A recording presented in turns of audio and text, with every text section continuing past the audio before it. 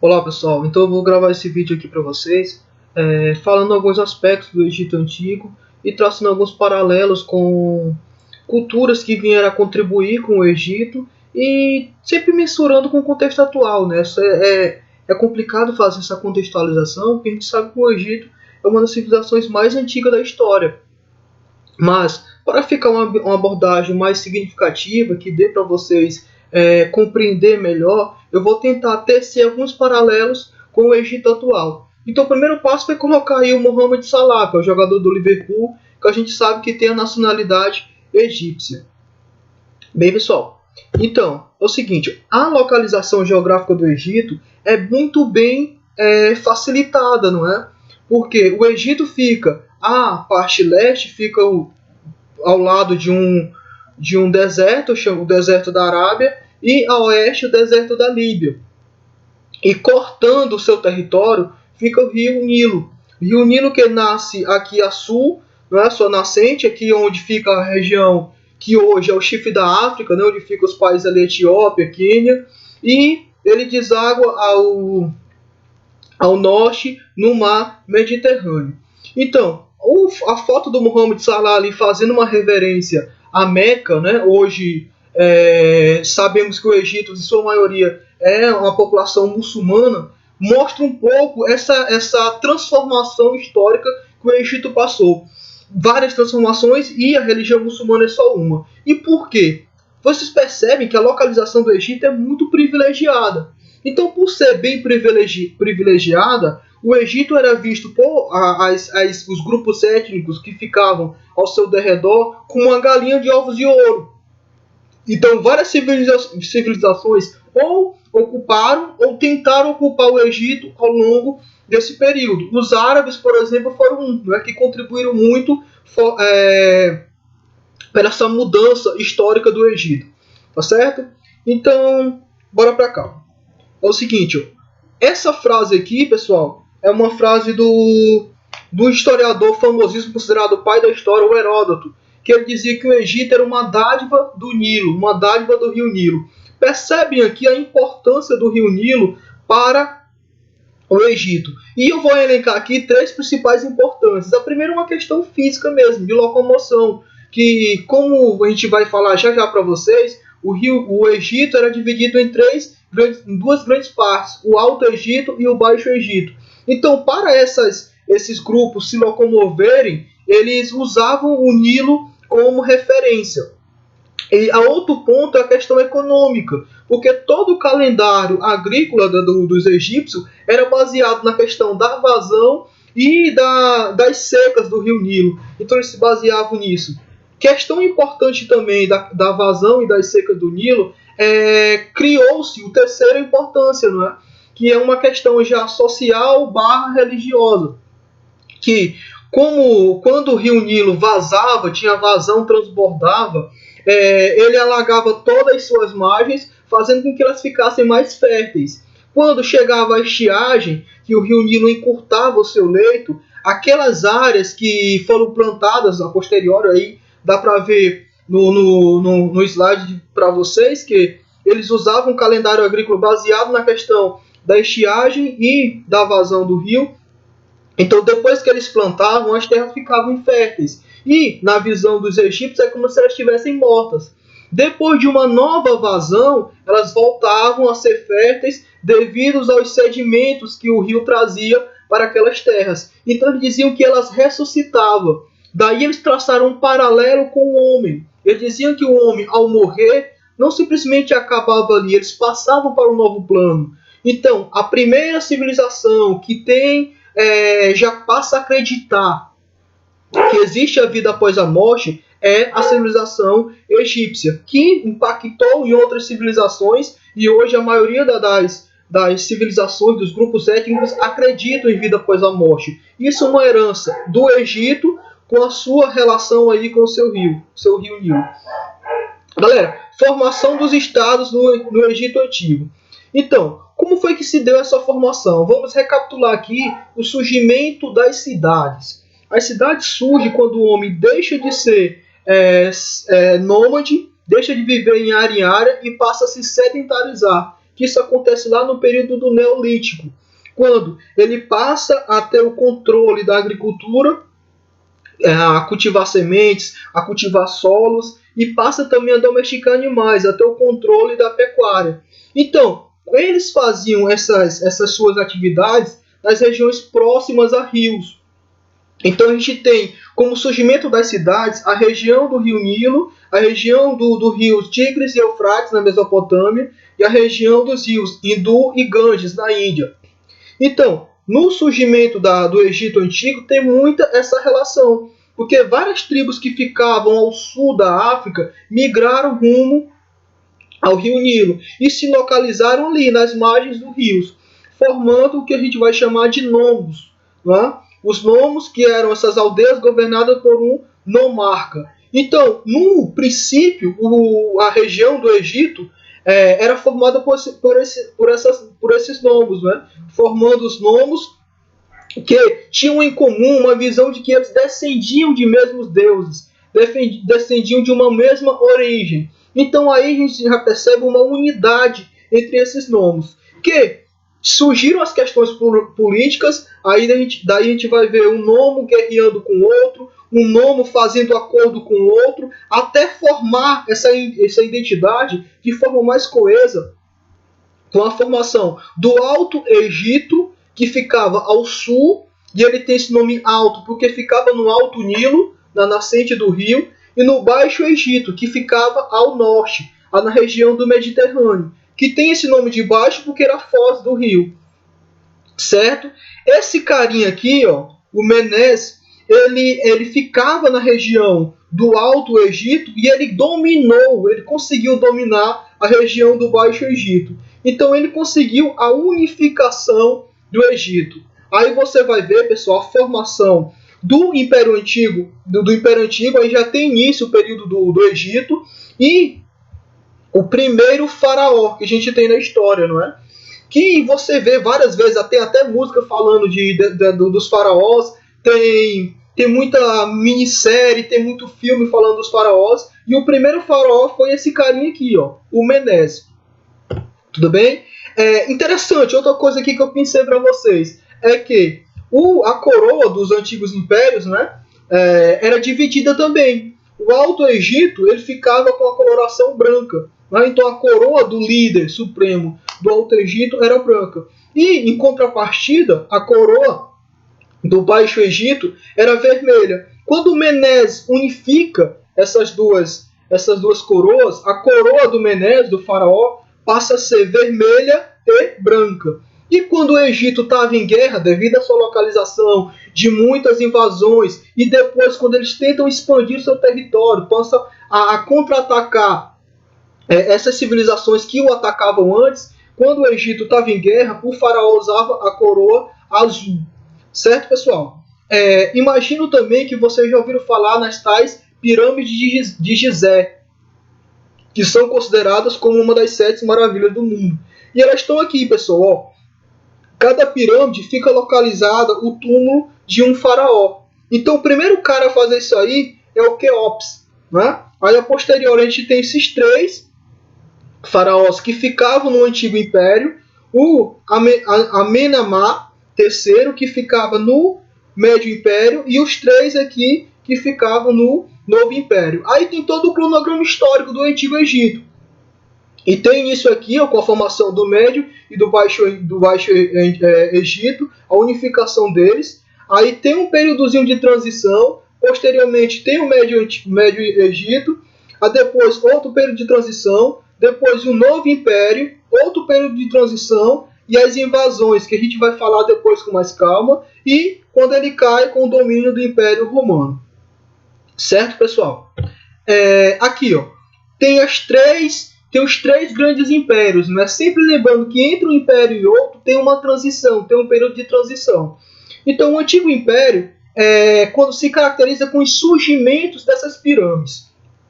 E galera, é bom linkar que os egípcios acreditavam em vida após a morte, né? Foi o que a gente falou aqui. Foi a primeira civilização a acreditar em vida após a morte. Então por isso eles preparavam túmulos para os seus mortos e consequentemente para os seus faraós, que eram considerados deuses, né? Então, sempre teve essa ligação de construir túmulos para os seus faraós. E antes os faraós eram enterrados, não eram colocados, os túmulos deles mumificados eram colocados em mastabas, né, que eram uma espécie de túmulos que os faraós ficavam. A posteriori, já no Antigo Império, quando o Império estava crescendo muito, muito por conta que, como eles ficavam numa região privilegiada, tinha várias etnias, vários grupos que migravam para lá, né? Tinham vários estrangeiros. E esses estrangeiros, a gente vai ver já quando a gente estudar a divisão da sociedade egípcia, eles trabalhavam como escravos. Né? E esse trabalho escravo fez com que o Egito crescesse muito, né? Tivesse uma elevação econômica muito rápida. E era tanta riqueza, era tanta dinheiro ali, era tanta mercadoria para os egípcios, que eles começaram, no caso os faraós, começaram a criar túmulos cada vez mais luxuosos. Porque eles acreditavam, depois que eu morrer, eu vou ressuscitar. E eu quero, no meu túmulo, ter muita riqueza, ter muita comida, muito ouro. Então eles criaram esses projetos, que é até chamado de projeto faraônico, né? Sempre quando tem, por exemplo, os estádios da Copa, chamados de estádios faraônicos, grandes monumentos, criaram, os estudiosos dizem que passavam cerca de 20 anos para fazer uma pirâmide dessa daí, e isso é um dos fatores, não só, mas é um dos fatores que levaram à queda do Antigo Império. Quando o Antigo Império cai, tem um período de transição ali, de uma convulsão política, até se restabelecer um novo império. Esse novo império tem por característica quando o Egito consegue invadir a Núbia. A Núbia era uma regiãozinha aqui que ficava ao sul do Egito, que era riquíssima em prata, em ouro, e os egípcios conseguem dominar a Núbia. Outro fato também que é interessante, que a gente não pode esquecer, é que o Egito, durante esse período também, foi vítima de invasões dos Hyksos, que eram os grupos que ficavam aqui, na região do Oriente Médio, na região da Península Arábica. Eles invadiram o Egito e dominaram o Egito durante 200 anos, até quando eles conseguem ser expulsos, até quando os egípcios expulsam os Hyksos, e os Hyksos contribuem para a formação militar dos egípcios, porque antes os egípcios não conheciam nem cavalo, né? Então, a partir desse domínio que eles sofreram dos Hyksos, eles passaram a incrementar na sua cultura, né? Eu sempre pontuei para vocês que ao longo da história os egípcios vão incrementando ferramentas de cultura de outros povos. Quando ele domina outros povos, ou quando ele é dominado, ele vai aprendendo com as outras culturas, e eles começam a introduzir nos seus exércitos carros de cavalos e cavalos, não é? Que já se torna num novo império, né, quando o Império do Egito fica cada vez mais forte, muito por conta da aprendizagem que eles tiveram com os Hyksos, e eles começam a invadir outros territórios, começam a expandir o seu território. Aqui eu coloquei para vocês uma imagem do Moisés cortando o Mar Vermelho, né? E eu acho que vocês lembram, né? O que o Moisés vai fazer bem lá no Egito, né? O que ele faz lá? Ele vai resgatar os hebreus que estavam como escravos no Egito. Eu coloquei para vocês essa imagem só para vocês lembrarem que era comum várias etnias que ficavam na Península Arábica, no deserto da Arábia, ou no deserto da Líbia, ou no deserto do Saara, que ficava mais ao sul, migrarem rumo ao Egito. Por quê? Devido à fartura do rio Nilo, devido à fartura dessa civilização. Certo, pessoal? Mas fatos importantes, né, fatos históricos importantes que a gente tem que debater para vocês. 662 a.C., os assírios. Quem são esses assírios? Os assírios eram povos que ficavam na Mesopotâmia, né, onde hoje é o Iraque. Mesopotâmia que era rica também, né, porque ficava entre dois rios, entre o rio Tigres e o Eufrates. Pois esses caras conseguem invadir o Egito e dominam o Egito por muito tempo. Esse cara aqui, Pisamético, ele consegue expulsar os assírios, mas por pouco tempo, né, o Egito teve essa independência. Já em 522, os persas, né, os persas que hoje é o Irã, é bom vocês linkarem com esse contexto histórico da atualidade, os persas que hoje é o Irã conseguem novamente dominar o Egito. E o Egito fica, pessoal, 2.500 anos sendo província de outros impérios, ou dos persas, ou dos macedônios, do Alexandre o Grande, ou dos romanos, ou dos árabes, ou dos turcos, ou dos ingleses, lá no neocolonialismo. Então eles ficaram 2.500 anos sendo dominados por outros povos. Daí então esse caldeirão étnico, né? essa riqueza cultural que o Egito tem hoje. Porque foram dominados por muitos povos e também dominaram muitos povos. Fato interessante aqui para vocês, pessoal. Ó, durante o governo do Alexandre o Grande, né, dos macedônios, quando o Egito foi dominado pelo Alexandre o Grande, o Alexandre o Grande primeiro expulsou os persas.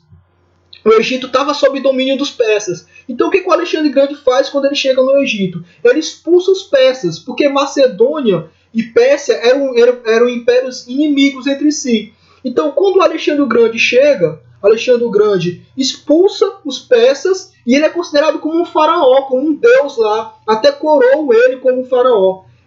Os sacerdotes egípcios chamavam ele de o filho de Munra, o filho do deus egípcio, que a gente vai falar já já quando a gente for falar de religião. Então, durante esse período é chamado de dinastia ptolomaica. Por quê? Porque quando o Alexandre o Grande sai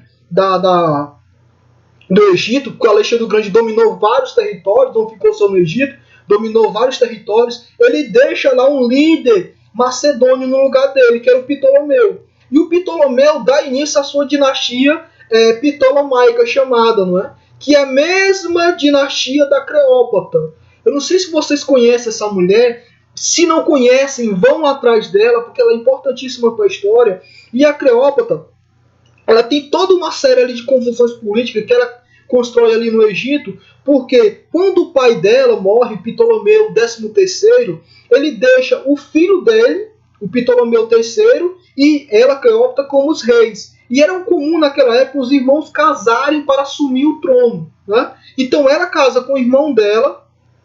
No entanto, ela não achava muita vantagem no irmão dela, ela não gostava muito do irmão dela, elas acabam entrando em cisão ali, ela migra para a região de hoje a Síria, né? Então, chegando lá, ela faz acordo com os romanos, cadê, meu Deus, aqui, ó? Ela faz acordo com os romanos e ela consegue se entrosar com Júlio César, né? Que é famosíssimo na história também, o famoso imperador Júlio César.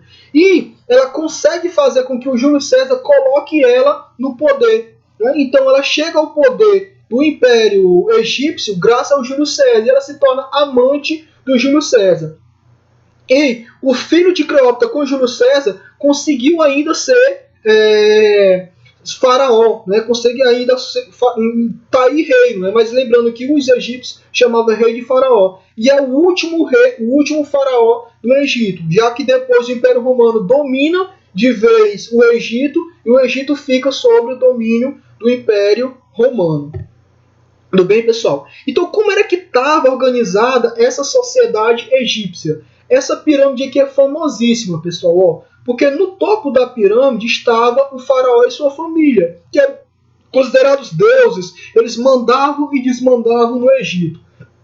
Abaixo do faraó ficava um carinha chamado vizir, que não está aqui nessa pirâmide. Mas o vizir, ele dominava, um dominava o Baixo Egito e o outro dominava o Alto Egito. Então eles tinham essa importância, porque um era a voz do faraó no Baixo Egito e o outro era a voz do faraó no Alto Egito. Abaixo do faraó ficava o sacerdote. Né? Então tinha vários nomos, né? Lembrando que tinha vários nomos, os nomos não deixaram de existir, eles só se unificaram. O Baixo e o Médio Egito não deixaram de existir, eles só se unificaram. E cada sacerdote comandava um nomos. Como o Egito era um império politeísta, ou seja, que acreditava em vários deuses, cada nomos tinha um deus. Né? Então, cada nomos, o sacerdote, tinha o seu deus ali e tinha sua importância para aquele nomos. Abaixo dos nomos estava a nobreza, né? Que eram justamente os guerreiros que dominavam aqueles nomos. Abaixo dos nomos, os escribas, né? Que eram os responsáveis pelas escrituras, pelas leis do Egito.